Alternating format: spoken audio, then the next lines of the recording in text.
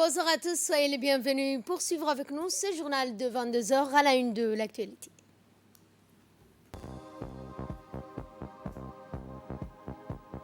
Un atelier sur le rôle des médias dans la communication sur le handicap s'est tenu ce matin au Palais du Peuple. Et l'aide internationale afflue en Inde avec un record de morts de 400 000 dû au Covid-19. Bonsoir à tous et nous entamons ce journal par la Commission des Affaires étrangères de l'Assemblée nationale présidée par Abdurrahman Awali Yassine qui a tenu une réunion axée sur plusieurs points en présence du ministre des Finances Ilyas Moussa Dawali et celui de l'Énergie. Le projet de loi numéro 122 de l'année 2020, 8e législature, portant ratification de l'accord complémentaire de restauration du prêt relatif à la construction de la nouvelle ligne de chemin de fer djibouto-éthiopien. Ensuite, le projet de loi numéro 123 de l'année 2020, 8e législature, portant résilience économique des entreprises. Le projet de loi numéro 124 de l'année 2020, 8e législature, portant amendement de l'accord cadre de l'Alliance solaire internationale et le projet de loi numéro 126 de l'année 2021, 8e législature, portant ratification de l'accord de financement pour la centrale électrique de Demirjog et l'extension du réseau. Le ministre de l'Éducation nationale de la formation professionnelle, Moustapha Mohamed Mahmoud, a réuni hier soir le personnel et les cadres de son département autour d'un iftar collectif au Sheraton Hotel. En effet, dans une atmosphère conviviale et dans le respect des gestes et barrières que la famille éducative s'est réunie pour partager ce moment solennel de rupture collective du jeûne dans ce mois béni du Ramadan. Eh bien, l'importance d'un tel événement de communication, de partage pour le renforcement, le maintien d'une meilleure cohésion au sein de l'ensemble de la famille éducative. Et justement, les responsables du MENFOP ont tour à tour pris la parole pour souligner l'importance d'un tel événement. Nous avons cette année, en 2021, contribué à la victoire éclatante de notre président, son Excellence Haji Ismail Omar Guelleh. Cette victoire, nous l'avons partagée, et nous l'avons voulu, et nous l'avons eu, alhamdoulillahi rabbil alamin. Et sans distinction, nous avons tous été sur les terrains pour ce travail qui a abouti à cette victoire écrasante. Je crois que les ministres nous ont habitués à chaque fois qu'il y a des événements. Il a toujours été auprès du corps enseignant, auprès de tous ses collaborateurs. Et la soirée de ce soir, on est une démonstration. Je voudrais donc remercier tous les enseignants. C'est inédit. C'est la première fois que les enseignants ont affiché vraiment leur soutien au président de la République. Ils ont sillonné tous les territoires grâce à leur organisation. Et la banderole qui s'affichait dans toutes les régions montrait bien l'attachement du corps enseignant au président de la République et à sa politique. Ce n'est pas un soutien vide, c'est un soutien qui est basé sur une politique éducative, qui est une politique de l'enseignant. Le ministre de l'Éducation a également pris la parole lors de cet iftar collectif. J'avais dit la dernière fois lors de la première réunion où nous avons organisé ici même au Sheraton que bien sûr nous sommes fiers et sans complexe nous exprimons notre soutien indéfectible au président de la République. Si j'ai voulu organiser ce iftar commun, c'est quelque part aussi pour montrer ma reconnaissance envers ces enseignants, envers le corps des enseignants qui n'ont pas ménagé leurs efforts tout au long de cette période de campagne pour être aux côtés du président de la République, que ce soit bien sûr dans les régions, mais également dans la capitale et à tout moment et dans tous les meetings. Vous avez vu la banderole, la fameuse banderole qui aujourd'hui fait vraiment symbolise quand même cette campagne 2021. S'il y a quelque chose qui symbolise et qui caractérise cette campagne 2021, c'est la banderole des enseignants UOGistes. Elle était immense, longue et dépassait toutes les autres banderoles. Et même le président de la République avait bien sûr remarqué en disant à chaque fois où je me déplace à un endroit, j'ai devant moi cette banderole.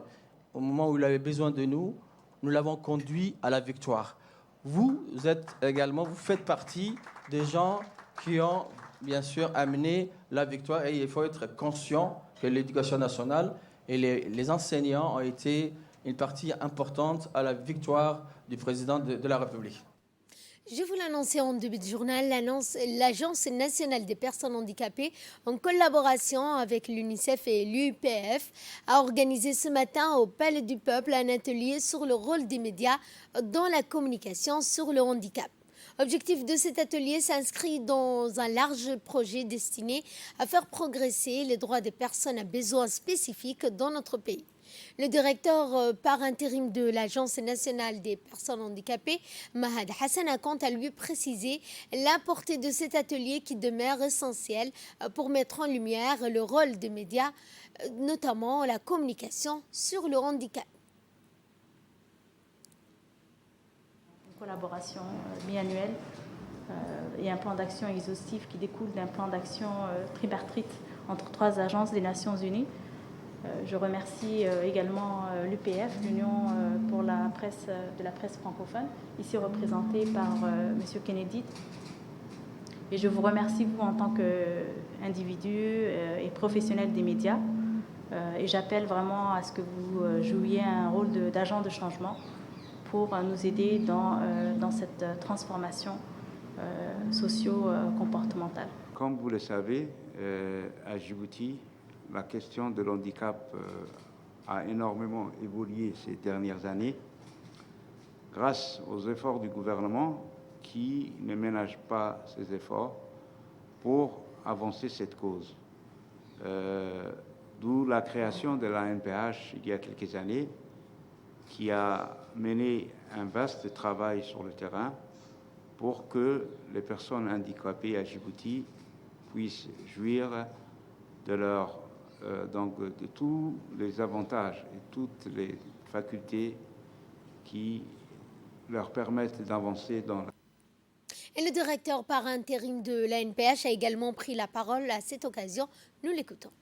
Notre thématique d'aujourd'hui, qui est celle des médias et de la communication inclusive, a une importance capitale du fait que nous savons ces derniers temps en fait qu'avec l'utilisation au sein de notre société des médias alternatifs tels que les réseaux sociaux, qu'il y a en fait ce qu'on appelle des rumeurs infondées ou bien en fait des fausses informations qui circulent un peu à gauche et à droite ou des idées reçues. C'est en fait en cela que nous voulons que notre partenaire qui est l'Union de la presse francophone, qui est bien sûr le représentant des professionnels des médias en République de Djibouti, puisse nous accompagner à non seulement renforcer les capacités de ces professionnels dans les questions liées en fait à l'handicap, mais également à ce que nous puissions mettre en place un agenda pour que nous puissions travailler pas seulement uniquement dans le cadre de cet atelier, mais sur le long terme pour qu'il y ait des changements de comportement qui puissent s'opérer dans une dynamique bien sûr positive en République de Djibouti et à l'endroit des personnes handicapées. Et dans le cadre de la coopération de jumelage entre la ville de Djibouti et celle d'Addis Abeba, la mairie de la ville de Djibouti a reçu hier soir un don d'un premier lot destiné à une donation exceptionnelle de 250 000 arbres. À cet effet, la mairie de la ville de Djibouti va prochainement lancer une campagne de plantation d'arbres dans les quartiers et lotissements de la ville de Djibouti. Le conseiller technique de la mairie Abdelrahman Yassine a remercié les autorités éthiopiennes qui nous ont octroyé des arbres.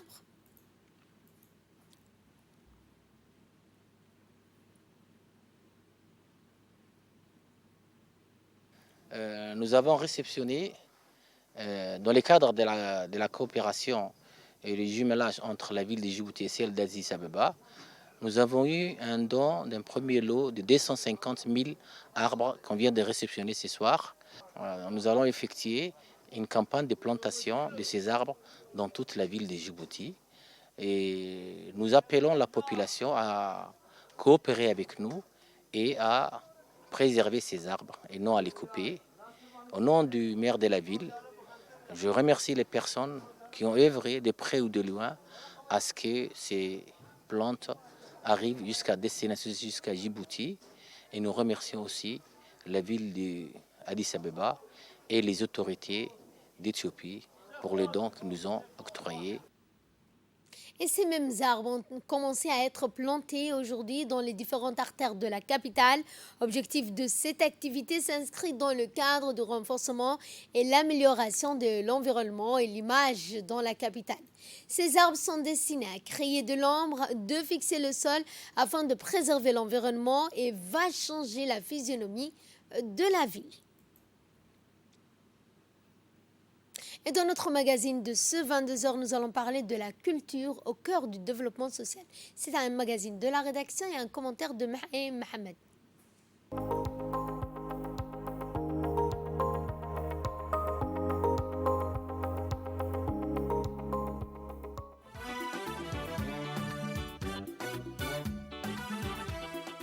Édifices modernes, érigés sur des superficies respectives des 5400 m² et des 6200 m² et comptant chacun de nombreux espaces pour les travaux de documentation et des archives.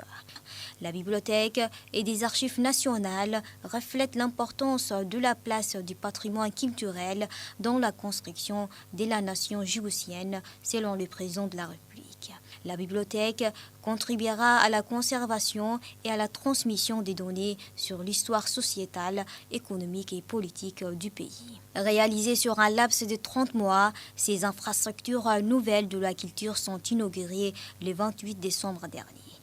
Ils obéissent au rationalisme architectural accessible à toutes les gammes du public, y compris les composantes à besoins spéciaux. Située près de l'université de Djibouti, cette nouvelle institution patrimoniale est un lieu chargé d'histoire et de mémoire collective de la population djiboutienne. Un lieu qui va également éveiller et élargir la curiosité de tout le public en leur offrant un espace de découverte, d'échange et d'apprentissage.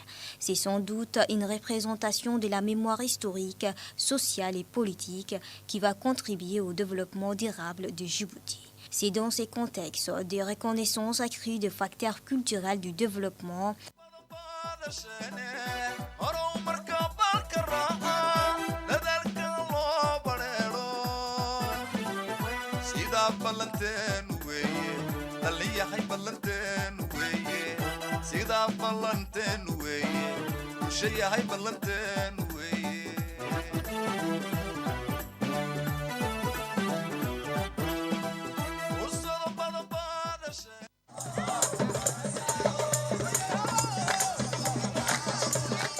Le 25 février 2020, Djibouti a également lancé des métiers du cinéma à Djibouti. La constitution d'une nouvelle direction qui sera chargée de multiplier tous les efforts visant à rehausser et à renforcer la production cinématographique à Djibouti. Un secteur promis à un avenir professionnel, le cinéma fait partie intégrante des disciplines et des métiers enseignés au sein de l'Institut djiboutien de l'art. L'allocution faite par le président de la République à la tribune de la cérémonie inaugurale a relaté l'ensemble des bienfaits liés au développement du cinéma à Djibouti. En dehors de son effet positif sur l'accroissement de notre paysage culturel, la création du cinéma djiboutien constitue un débouché nouveau pour la notion essentielle de la création d'emplois, a indiqué le chef de l'État. À cet effet, janvier 2020, le ministre des Affaires musulmanes, de la culture et des biens Waqf, Momin Hassan Barre, s'est déplacé en Inde pour consolider davantage des coopérations culturelles et artistiques avec les industries cinématographiques indiennes.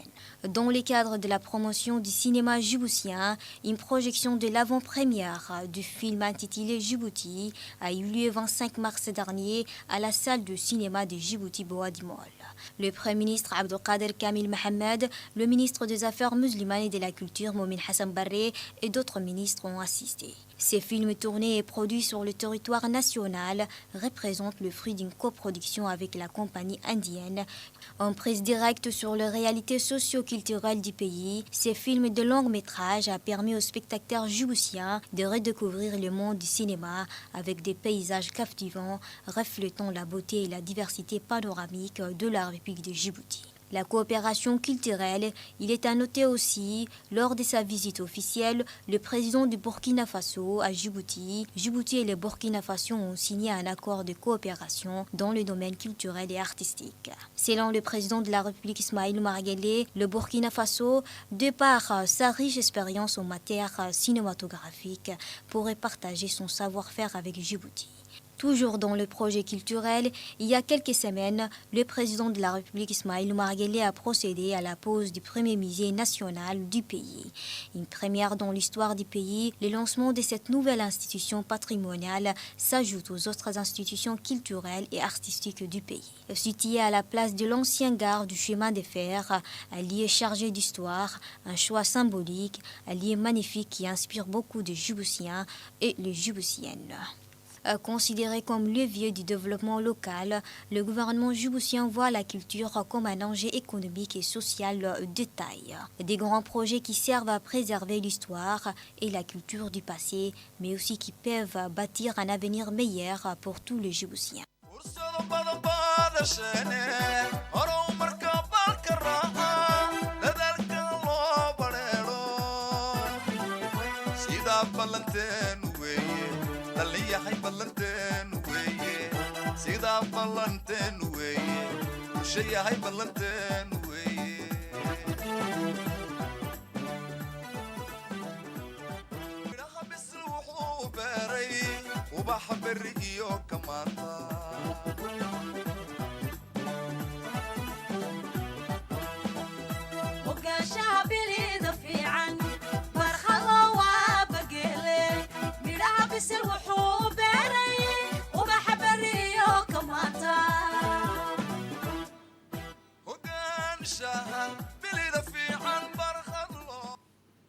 Et nous allons à Obok pour parler de cet atelier de sensibilisation des acteurs pour le renforcement du développement intégré de la petite enfance à Djibouti et de la protection de l'enfant.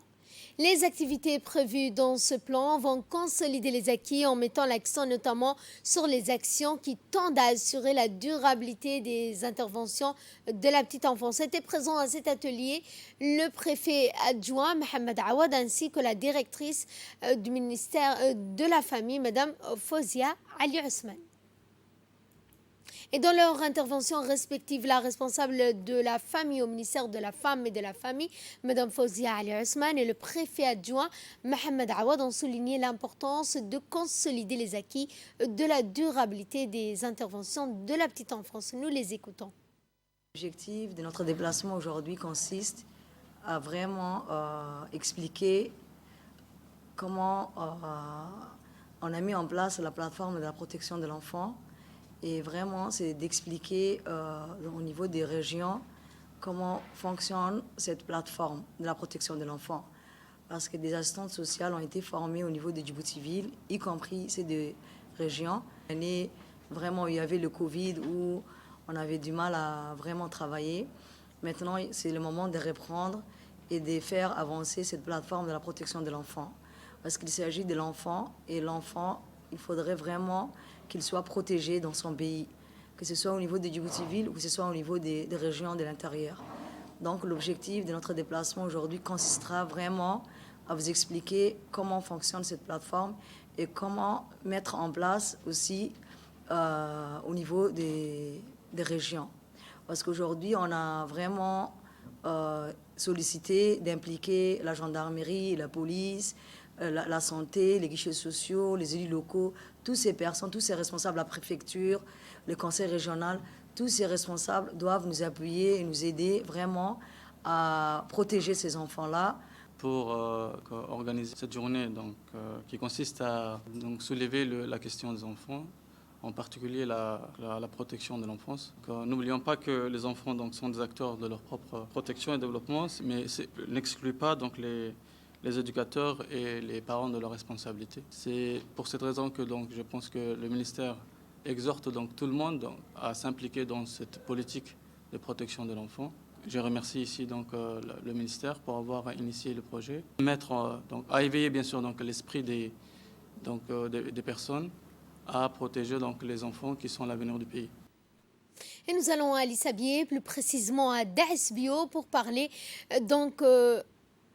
cette région a abrité dimanche dernier une cérémonie de réception d'un prototype appelé Vélorail, et cela dans le cadre de la promotion pour le développement des activités écotouristiques dans la région d'Alisabio et particulièrement dans ce village historique. Ce projet a été entièrement financé par le Conseil régional d'Alissabié dans le cadre du programme d'appui à la décentralisation et aux initiatives locales, plus connues sous le sigle ADIL, a pour but de promouvoir, développer un tourisme écologique en exploitant les nombreuses potentialités qu'offre la région. Le directeur de l'Agence européenne pour le développement du char à voile et du tourisme d'aventure à Djibouti, Ali Liakat, a remercié les autorités de la région et les habitants de Daes Bio pour leur collaboration et leur accueil chaleureux aux visiteurs, comme les rails de la nouvelle ligne ferrée électrifiée passent loin de la localité rurale. Et de là, nous allons parler sport. Sous l'égide du secrétariat d'État à la jeunesse et au sport, la Fédération djiboutienne de handball a organisé samedi 1er mai la première édition du championnat national sous forme de tournoi au gymnase du lycée d'État. Image que nous aurons dans notre édition de demain. Et de là, nous passons à ce qui domine l'actualité internationale. En première ligne face à la pandémie avec le Brésil, l'Inde a enregistré près de 400 000 nouvelles contaminations en 24 heures. Le pays comptait aussi 3 689 décès supplémentaires dimanche, soit la plus forte augmentation jamais répertoriée en une journée, portant le bilan total à plus de 215 000 morts. L'aide médicale internationale annoncée par plus de 40 pays a continué à arriver. Dimanche, un avion cargo affrété par la France a atterri à New Delhi avec 28 tonnes d'équipement médical à son bord, dont 8 générateurs d'oxygène de grande capacité. Un avion militaire américain transportant du matériel médical avait atterri vendredi à New Delhi et un avion allemand avait suivi samedi. Le Royaume-Uni a annoncé pour sa part qu'il allait envoyer 1000 respirateurs supplémentaires dans ce vaste pays d'1,3 milliard habitants. Fin de ce journal, merci de votre fidélité, merci également à la régie, excellente soirée à toutes et à tous.